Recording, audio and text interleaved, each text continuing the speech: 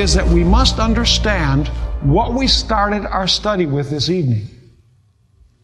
You see, when the Bible speaks about the Spirit that returns to God, it's more than just the capacity to breathe. It's more than just the energizing force that returns to God. You see, as we live, we develop our own self-identity, do we not? And God, what does God do when we die? He preserves that self-identity where? In the books. In other words, He writes in the books, the end, and He closes the books. In other words, He's preserving the record of our lives. He's not, some people say, well, you say the Spirit returns to God. Does that mean that God grabs everybody's breathing? No, that's not what it's talking about. It's talking about God preserving the record of our lives. Now, I want to read several texts. Luke 8, verse 52. This is a very interesting story. And make sure that you follow along and tell me if I'm reading wrongly. Luke 8, 52 to 56. Speaking about the death of a little girl. Now all wept and mourned for her. But He said, do not weep. She is not dead, but sleeping. And they ridiculed Him, knowing that she was dead. But He put them all outside, took her by the hand, and called, saying, little girl, arise. And now notice, then the Spirit returned.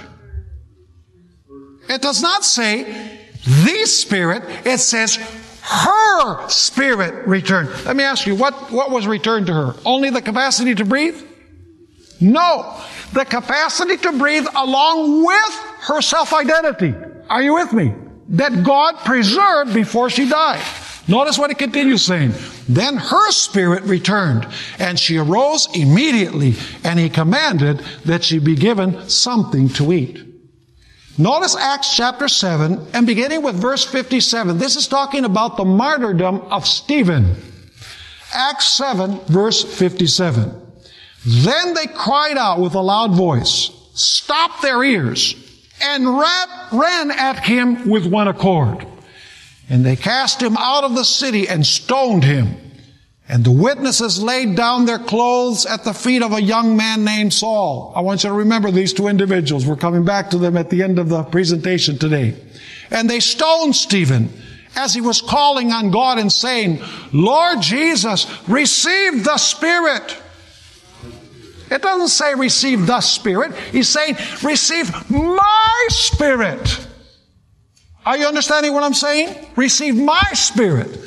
Then he knelt down and cried out with a loud voice, Lord, do not charge them with this sin.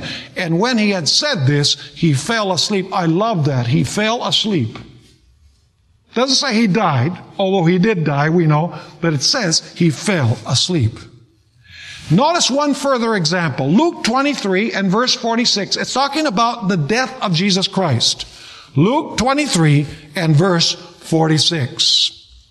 It says, and when Jesus had cried out with a loud voice, He said, Father, into your hands I commend the Spirit.